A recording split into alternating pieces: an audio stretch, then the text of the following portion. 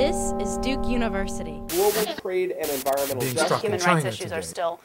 The term Ubuntu. The Alien and Sedition Acts. Is making inferential discovery. The importance of an archive. The John Hope Franklin Center. Osama bin Laden has been killed, and LeBron James, Dwayne Wade, and the Miami Heat have just defeated the Boston Celtics in the semifinals of the Eastern Conference of the NBA Championship. What do these things have in common? Later, we'll be joined by David Leonard, professor at Washington State University at Pullman, who will talk about the tweets of Rashad Mendenhall, LeBron James, and a range of other things connected to race and sports. And later in the show, we'll be joined by Natalie Moore, a reporter on the South Side of Chicago for Chicago Public Radio and the co-author of the new book, The Almighty Black Peace Stone Nation, The Rise, Fall, and Resurgence of an American Gang. You're watching Left to Black, and I'm Mark Anthony Neal.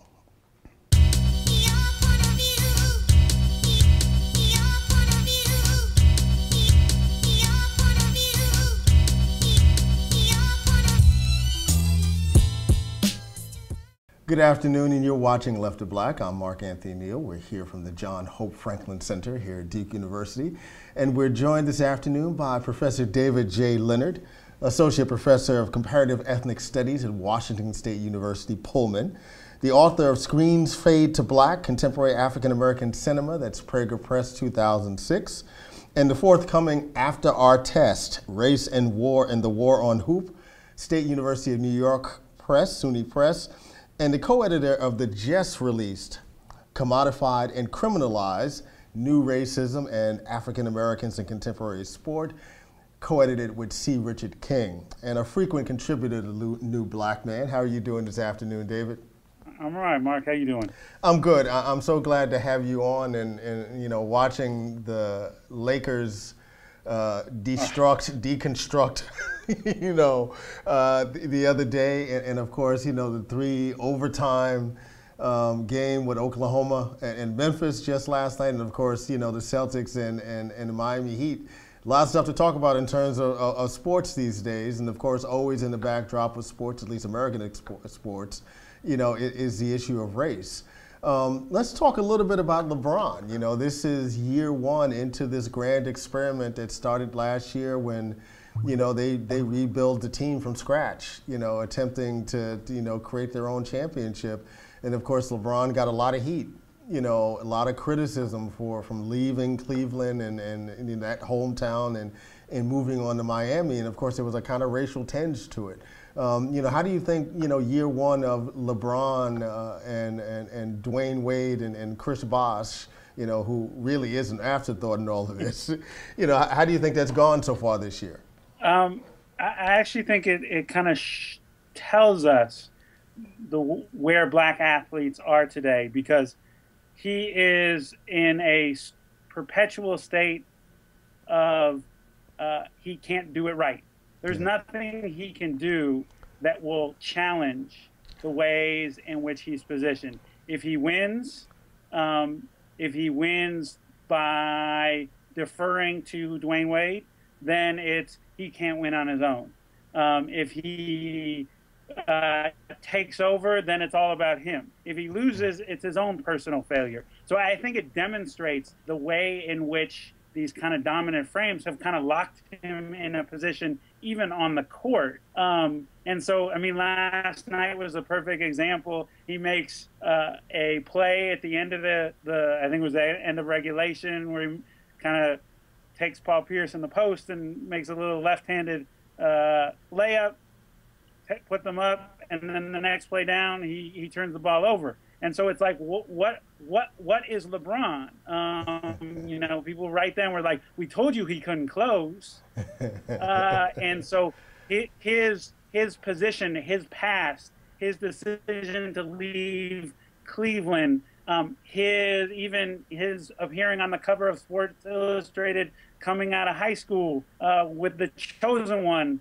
And as far as I know, he didn't write the headline. All over determines how we interpret every move and every action, whether it be, you know, his turning the ball over. He's not the first person to turn the ball over. And so I think he's kind of emblematic of the way in which he is both criminalized and commodified. He remains a commodity, but on the court and off the court, the focus will be immense. You know, one of the things that we had Bomani Jones on the show back in November, and we talked a little bit about LeBron, and he talked about LeBron embracing this role of the anti-hero, because when all is said and done, no matter what LeBron does on the basketball court, he's also, you know, fully cognizant of what LeBron is as brand, right? And it's as important for him to build that brand, you know, as it is for him to win championships on the court. Part of the extension of that brand has been the LeBrons, right? The animated feature, you know, that they've begun to roll out. You know, they did the commercials last year, now they turned them into these animated features. And you've written quite a bit about, you know, the kind of intellectual labor and critical labor that, you know, the LeBrons is doing. The idea of expanding the ranges of what we think of as black masculinity, but also playing to certain kind of stereotypes at the same time. Yeah, I think going back to the debate that was taking place, I think to a lesser degree as of recent, but LeBron embracing the kind of villain, anti-hero, you know, kind of seizing all the backlash. Yeah. But I also think he's always kind of wavered in that regard in terms of LeBron. I mean, the whole concept behind the LeBrons of this all-American Midwest values, you know, kind of the everybody experience, and a kid show nonetheless kind of goes against being the anti-hero. But I think the show is very interesting.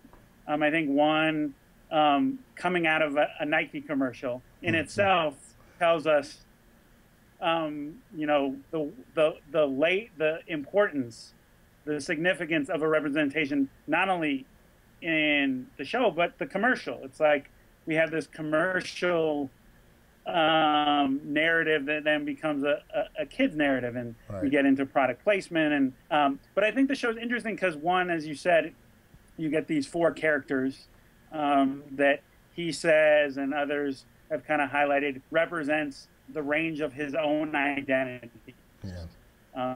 The businessman, the athlete, the kid, and the kind of wise man.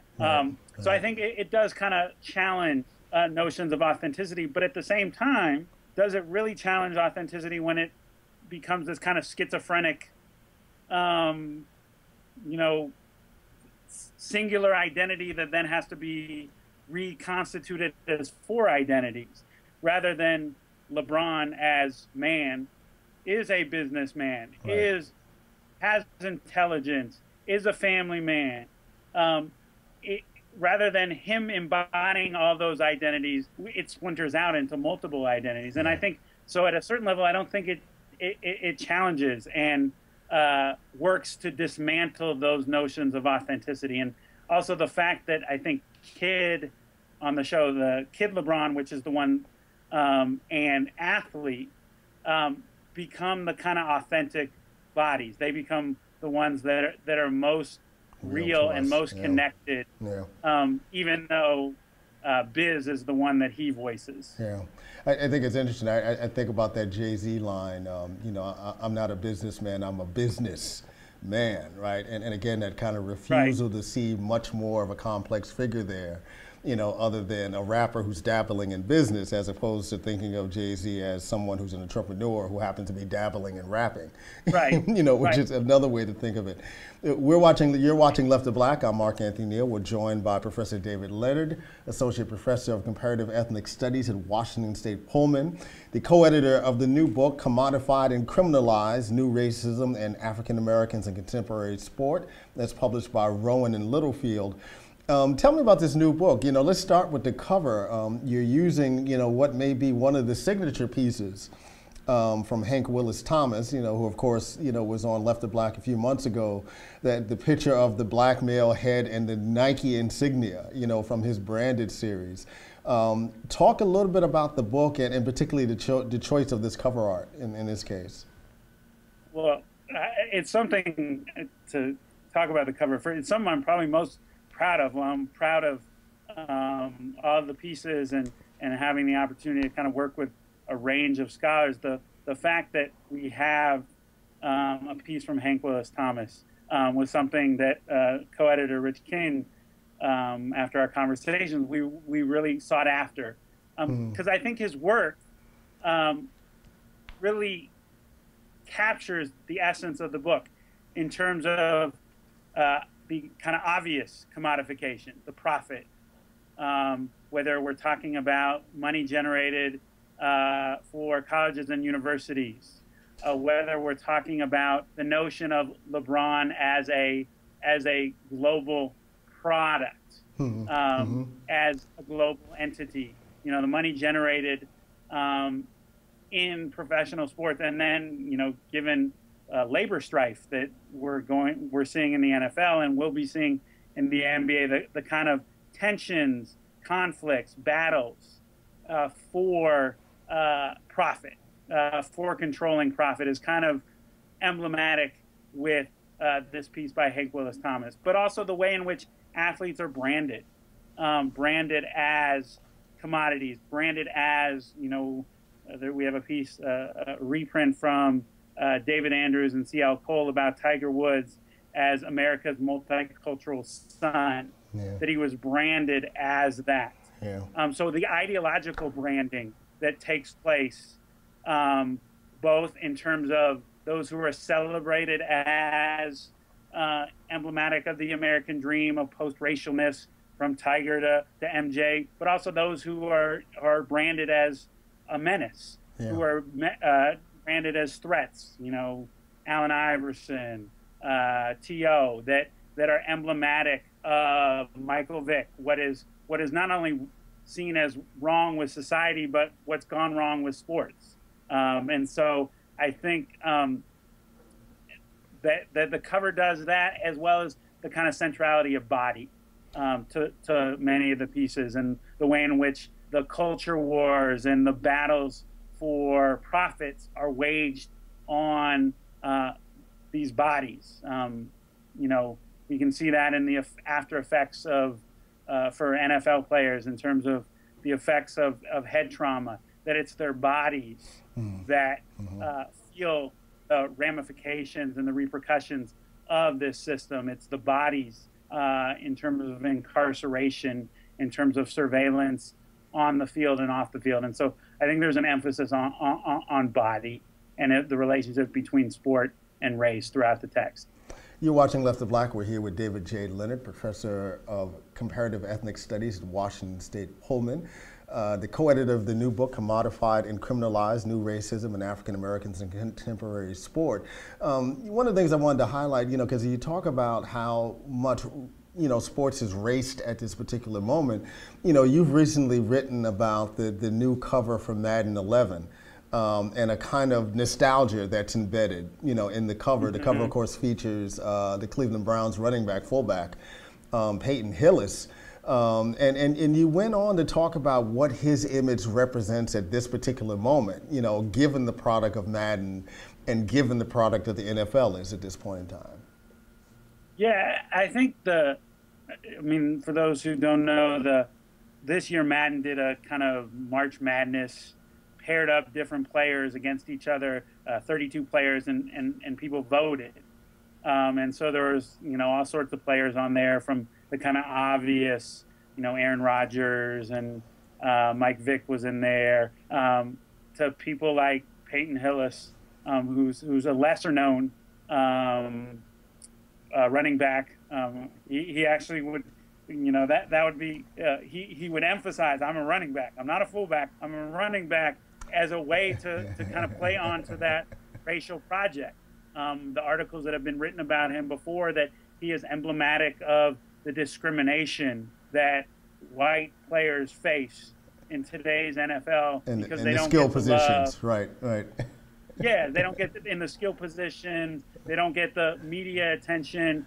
People would cite the fact that he went to Arkansas, yet we know Darren McFadden, and look, he's better than Darren McFadden now. People will say that, and that is evidence in their minds of of discrimination, but I also think the way in which which people talk about it, it plays on this nostalgia for a time when sports was about manhood, was about being rough and tough, about playing for the love of the game, about playing the game right. And so all of these kind of narrative tropes really emphasize this kind of working class white masculinity that we'll see, in films like Hoosiers, Hoosiers or Rudy. I mean, the kind of battle that we ended up with the Madden cover between Peyton Hillis and Michael Vick was really a similar battle that we see in Hoosiers.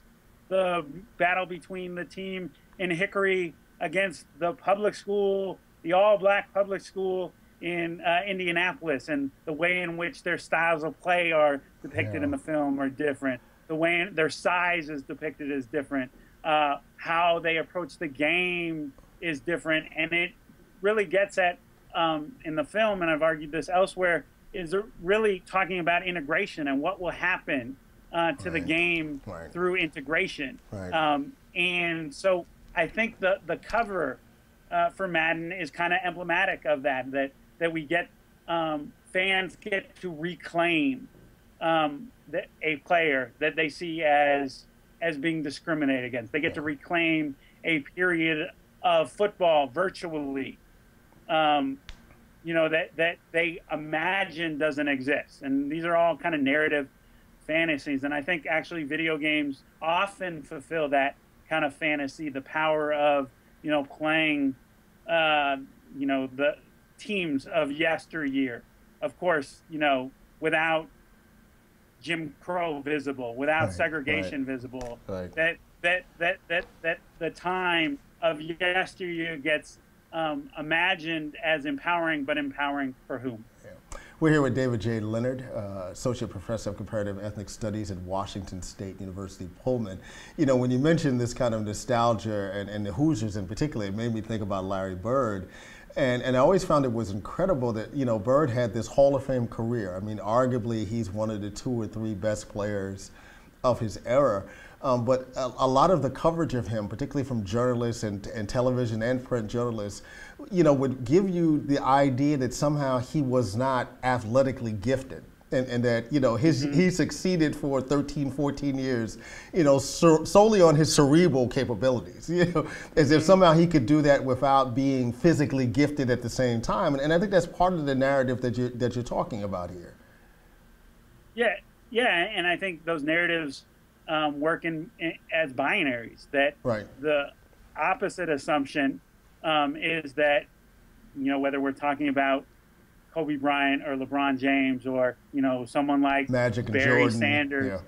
That they just rolled out of bed and pure athleticism, became NBA superstar. And that their own intelligence isn't evident and visible on and off the court. That gets dismissed, in terms of the language that announcers use.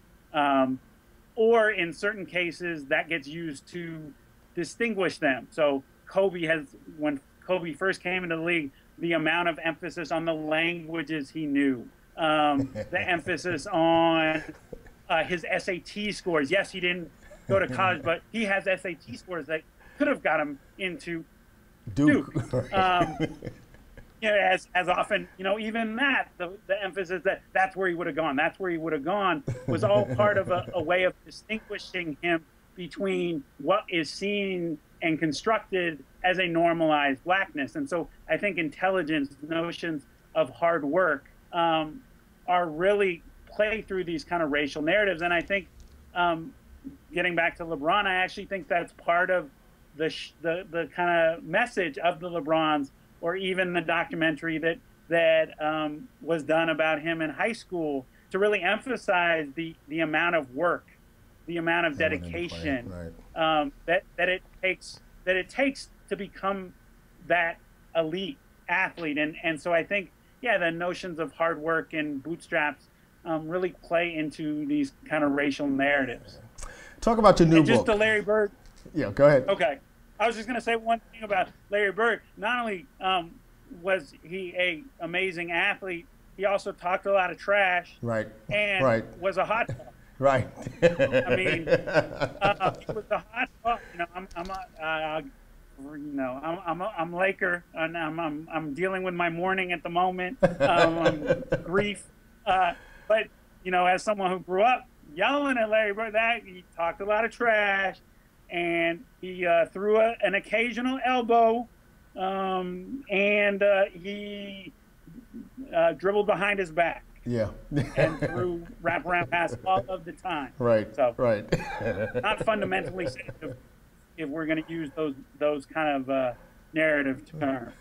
You're watching Left to Black. We're here with David J. Leonard, Associate Professor of Comparative Ethnic Studies at Washington State Pullman, the author of Screens Fade to Black, Contemporary African American Cinema, that's 2006, and co-editor of the just published Commodified and Criminalized New Racism in African Americans in Contemporary Sports.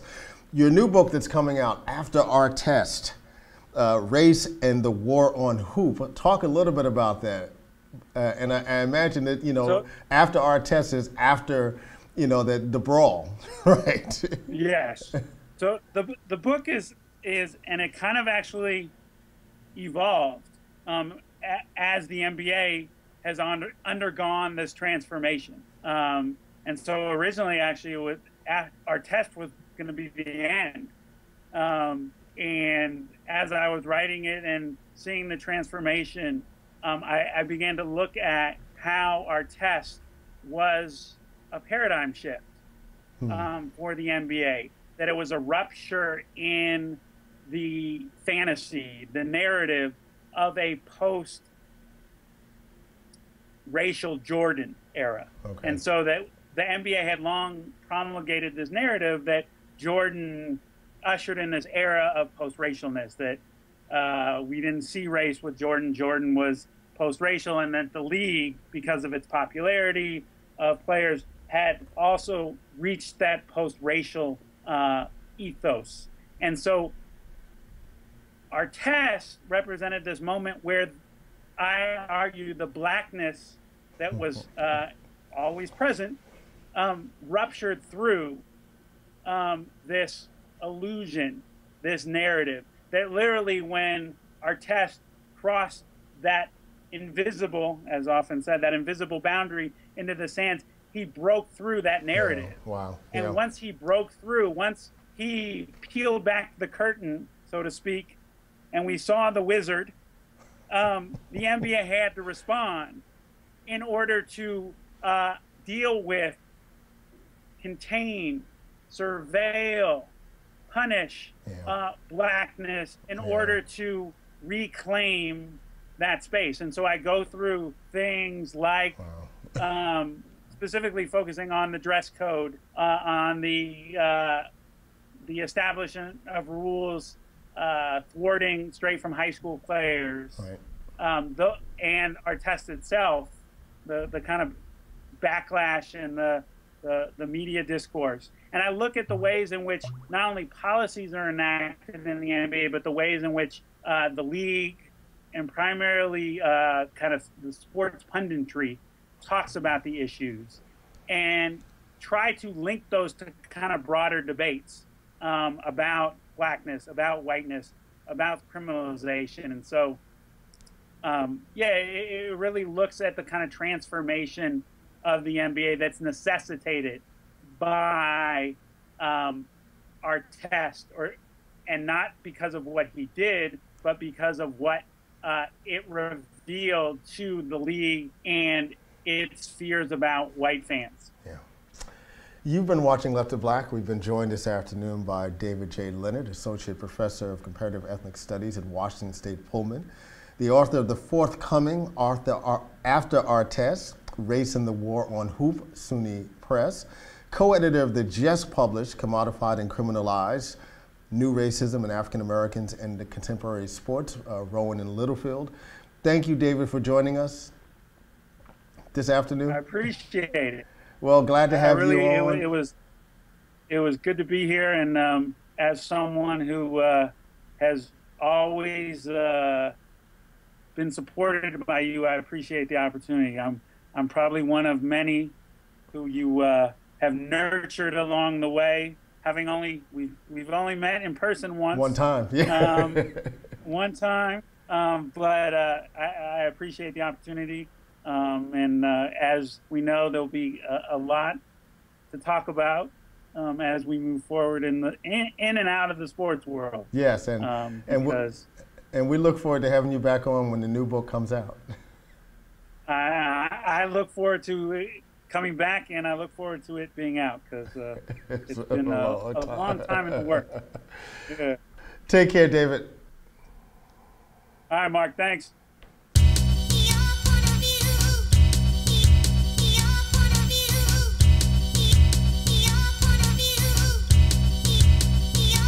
Welcome back to Left of Black. This is Mark Anthony Neal, and we're joined this afternoon by Miss Natalie Y. Moore, coming to us from Chicago, where she is a reporter for Chicago Public Radio covering the South Side. She's also the co-author with Natalie Hopkinson of Deconstructing Tyrone, A New Look at Black Masculinity in the Hip-Hop Generation. That's a 2006 publication. And co-author of the just published The Almighty Black Keystone Nation, The Rise, Fall, and Resurgence of an American Gang, which was co-written by Professor Lance Williams and just recently published by Lawrence Hill Books. How are you doing this afternoon, Natalie? I'm good. Thanks for having me. So let's start off with the book. I guess many people have seen, the BET series American Gangster and got some introduction to the Blackstone Rangers. Of course, folks in Chicago, have a long narrative and history with the Blackstone Rangers. But how did you get interested in, what may be the most well-known American gang? Honestly, it was a book that I wanted to read, and it hadn't been done. I was looking for a book on contemporary Black street gangs to read, just as part of my beat coverage here at Chicago Public Radio. And I happened to catch that American Gangster episode that you referred to, and I saw Lance Williams on there. And we knew each other, and I emailed him the next day, and I asked him if he had any recommendations for any books on Black street gangs here in Chicago. And he sent me a long email back that basically said, there are none. Do you want to write a book together? And that's really how it came together. Now, of course, the critical figure in all of this is a gentleman by the name of Jeff Fort. Talk a little bit about who Jeff Fort is and why, he was this figure who became quite alluring, to many folks, right? Both in the political establishment, but actually, obviously folks who are living, in Chicago. Jeff Fort was a skinny Black boy who was born in Mississippi, moved to Chicago when he was about 9 years old in the 50s. He was born in 1947. He was, when people met him, they couldn't believe that this little dude was leading a street gang because he wasn't an imposing physical figure. But he had that charisma that we see in politicians who are really, really good, or pastors who just have that intangible quality about themselves. And that's what Jeff Fort had. Very personable. When he moved to Chicago, to the Woodlawn neighborhood on the south side of Chicago, he was part of the second wave of Black migration up north. The first wave had been more educated, more sophisticated. Mm-hmm. His family moved to Chicago because his mother had been displaced in the cotton fields. Technology had come in and they didn't need her to pick cotton anymore. So there was this sense of displacement that he felt, and that wasn't unusual in that time. And he created this safe space for boys like him, and he could talk to them and make them feel, really special. So, those are some of the qualities that allowed him to really flourish. And in the early years, there was another leader of the Stones, the co-founder, Eugene Bull Harrison, who eventually got phased out. But Bull was the older one. He could command in a different way. And then you have Jeff, who, really brought like the Mr. Blackstone Ranger persona. One of the things you talked about in the book in the early days, that the Blackstone Rangers, in comparison to some of the rival gangs in Chicago, the Blackstone Rangers were very careful and cognizant of connecting their imagery, to what was going on politically at the time. So they drew from the Black Panther Party, they drew from Black nationalism, they drew from the influence of people like Malcolm X. How important was them to give off this kind of sheen of being politically engaged, you know, in the context of what some folks might have saw as just simply a street gang? Yeah, some of that sheen was just about their aesthetics, and they were around before the Panthers, so their look in the 60s was the black leather jacket, and they had berets also. Right. Bull Harrison, who I mentioned, was really drawn to black nationalism. He made the guys cut the conchs out their hair. He preached about black unity. And before they even got into the Black Power movement, they were attracted to the Civil Rights movement. So they had done some marching with King when King came to Chicago in the 60s, talking about housing. And they were also the cool kids. You know, that aesthetic wasn't just about black unity, I suppose. It was about, these were the coolest guys with the coolest kicks and the coolest jackets. And, you know, they had a style that everyone wanted to be, a lot of boys wanted to be a part of during that time.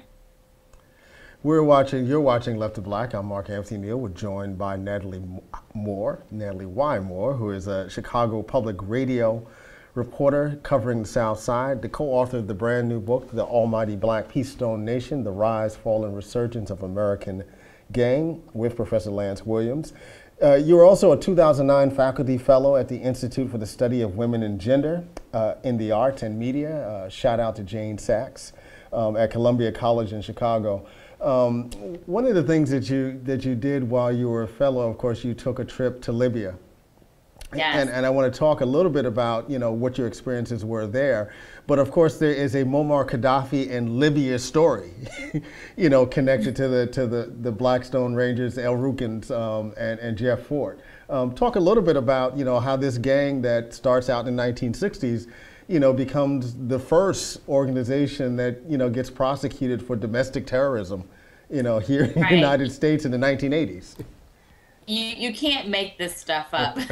And you can't make up my path that even has led me to Libya, whether it's through reporting or through the El Rukns. When Jeff Fort had gone to prison in the 70s, came out, called himself Chief Malik. And let me go back for a second. I mean, when he goes into jail the first time, it's for the misappropriation of federal funds. The Blackstone Rangers. Go there, yeah. But that would have been a big tangent. But they got a bunch of money from the federal government in the 1960s to do, you know, community-based organizing, if I'm correct, right? Right. So to backpedal, there was a group called the Woodlawn Organization that was a community-based organization in the neighborhood. And they got money from the War on Poverty, close to $1 million. Wow. And that was supposed to be spent on the Stones and their rivals, the Disciples. Well, the intentions were really good in that program, but the application was bad. You had dropouts, teaching dropouts. You didn't have a lot of oversight in the program.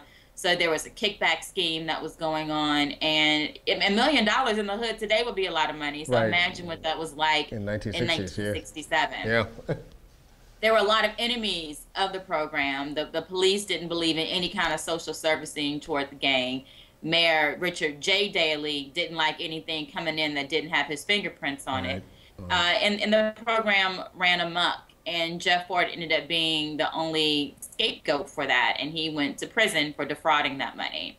That was in the early 70s. He comes out in 1976, and the skinny boy from Mississippi is now very buffed up. Okay. He is, people saw, they couldn't believe how he had transformed himself. He was still a short dude, but much more beefed up. He decides that he's going to change the direction of the organization, and that's where he and Bull Harrison split ways. And he renamed the organization the El Rukns, which means the cornerstone in Arabic. Okay. This was a much tighter organization. You know, sometimes they looked like thugged out Moroccans with their red fezzes on and some cornrows and a fur coat riding in the limo. So the aesthetics have stayed the same as far as interesting, but it wasn't so cool to people on the streets during that time. Nonetheless, they were very powerful and seen as quite menacing locally, but also to the feds. Jeff Fort goes back to prison on drug conviction this time, and while he's in prison, there was still a wiretap on his phone. The feds were pretty determined to dismantle this organization by hook or by crook. Meanwhile, there had been a relationship with Louis Farrakhan, the Nation of Islam, and the El Rukns. And Farrakhan, Natalie, Farrakhan had come back to Chicago from New York after Elijah Muhammad's death, and you know, broke from the Nation of Islam in 1977 and wanted to restart it. And in some ways, I guess he really needed to be able to have some connection on the ground with folks in Chicago that he didn't have. You know, given the fact that he had been based in New York for so long. Right, and what's really interesting is that the Stones or the El Rukns found themselves in that position a lot. Different organizations wanted to use them as muscle, as in, well, don't mess with me because, you know, I have a little army that I can call on. And Farrakhan did call the El Rukns his angels of death in the 1980s. Wow. So Farrakhan had a relationship with Gaddafi.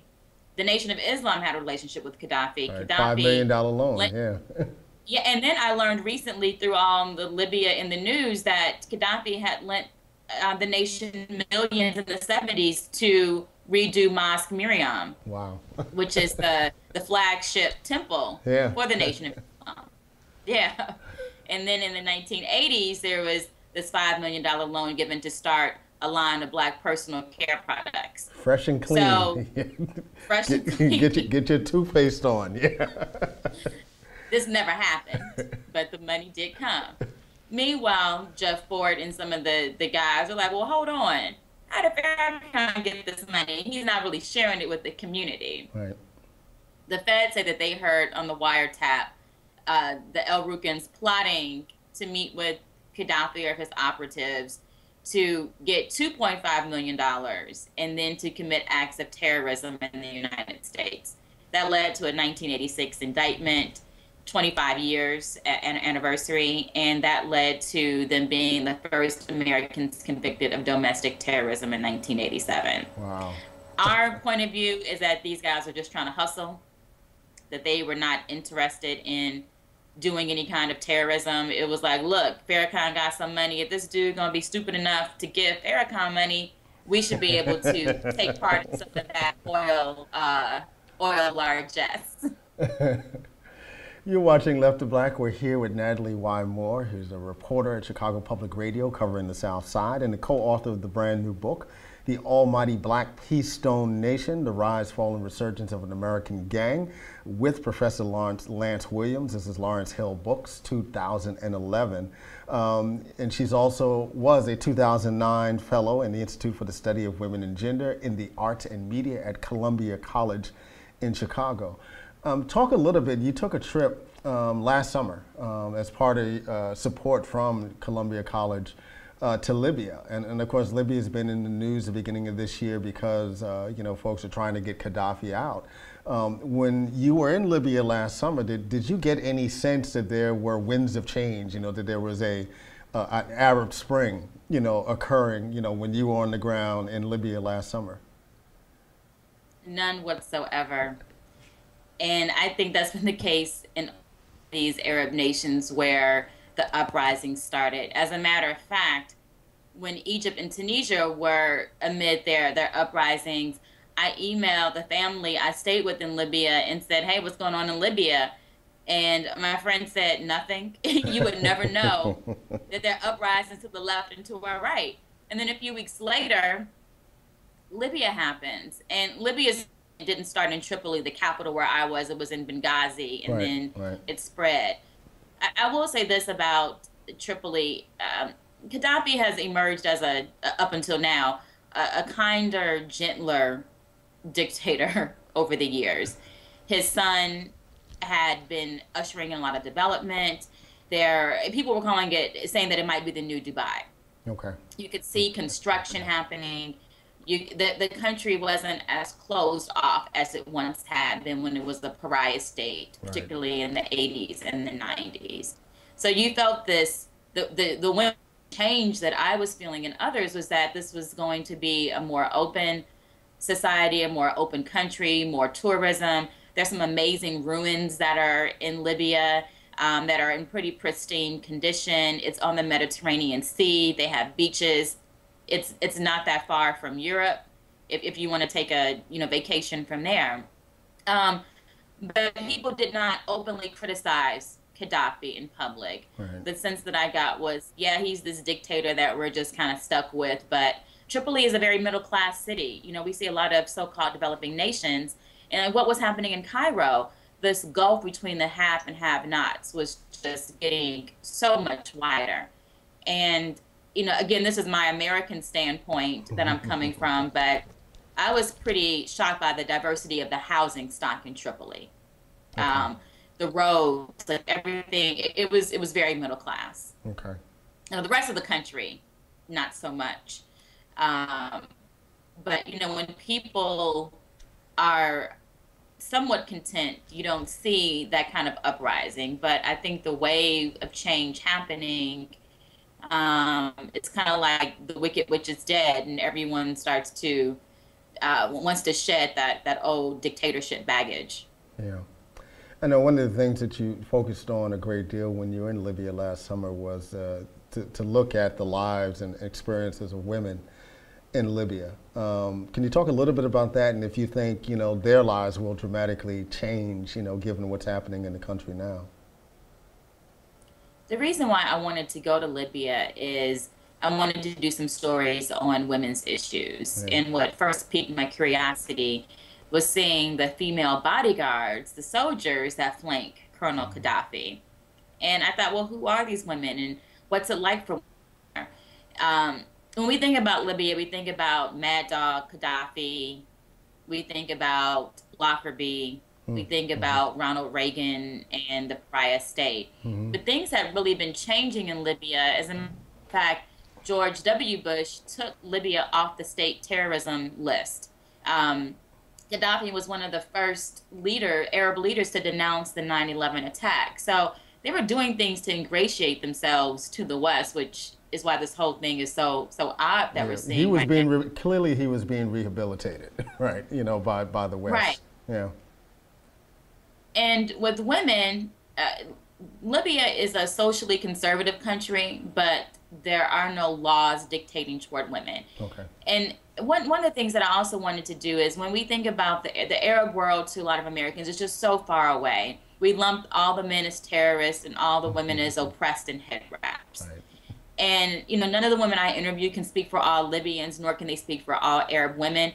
But I was hoping that showing some different stories would lend to a greater understanding of the diversity of experiences for Arab women.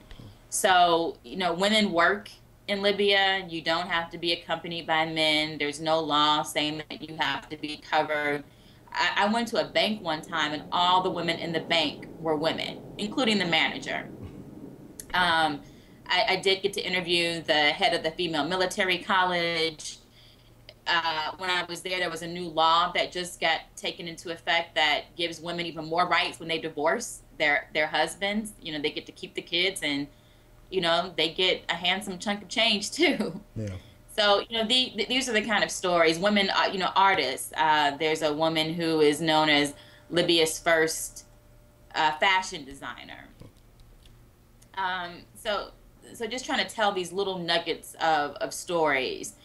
Because when I came back, or when I was going, the number one question people asked, did I have to be covered? And that is, unfortunately, the sole image that people have of Arab Muslim women. You're watching Left to Back. We've been joined by Natalie Y. Moore, who is a reporter on Chicago Public Radio covering the South Side. Have you had a chance to see The Interrupters yet? No, I haven't. I know about it, but it hasn't debuted here yet in Chicago. And of course, it has a Jeff Fort connection.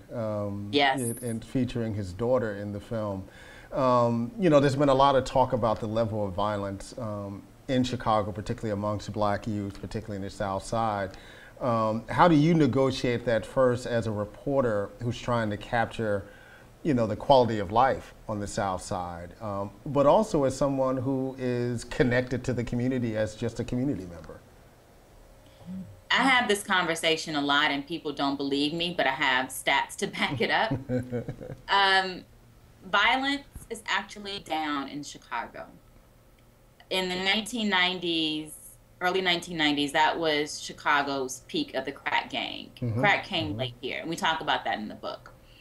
The gang problem was out of control. You had to negotiate the bus stops with what color hat you were wearing, if you had a starter coat on, your gym shoes. That said, I don't want to paint that things are great. Anytime a Black youth is killed, that's not good. But I did a story last year called Deconstructing Youth Violence. And it just showed that, murders, general murders relate to youth murders. So, you don't have the general peak of murders up and then youth murders down. They're pretty parallel. So in early 1990s, we had more than 900 murders a year. That number has been cut down more by half, more than half today. The challenge, I think, being in the media is, how do you cover every kid? How do you do it without hysteria? How do you do it with context?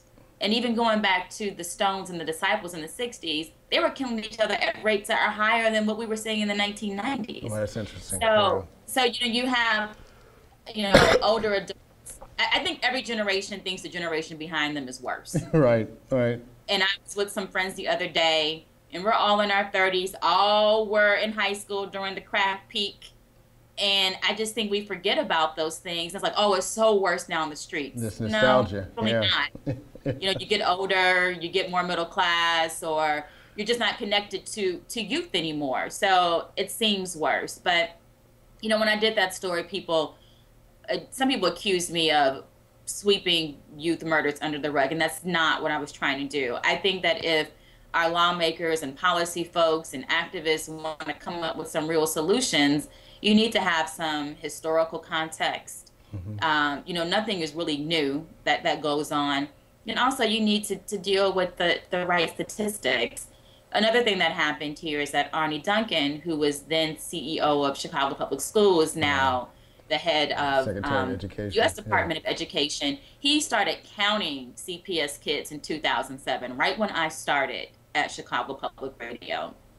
So that kind of skewed the perception also. I'm not knocking him for doing that.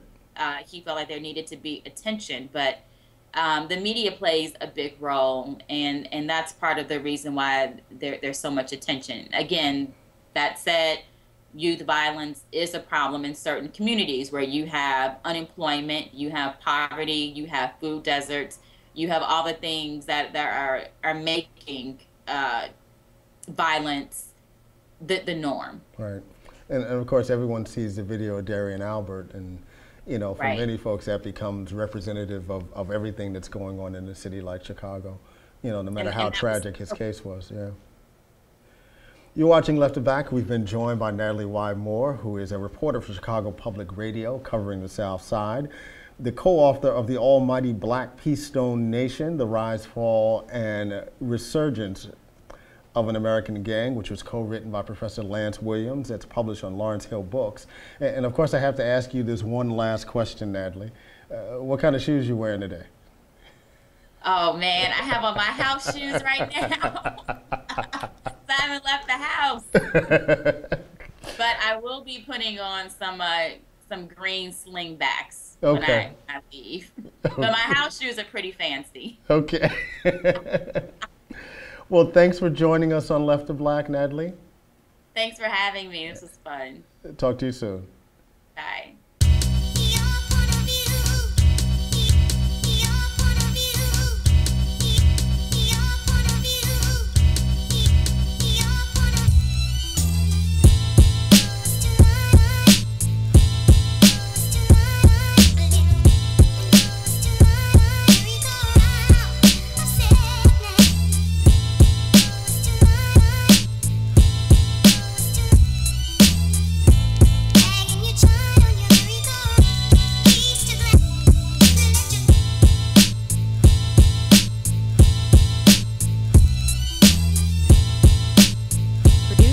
University, online at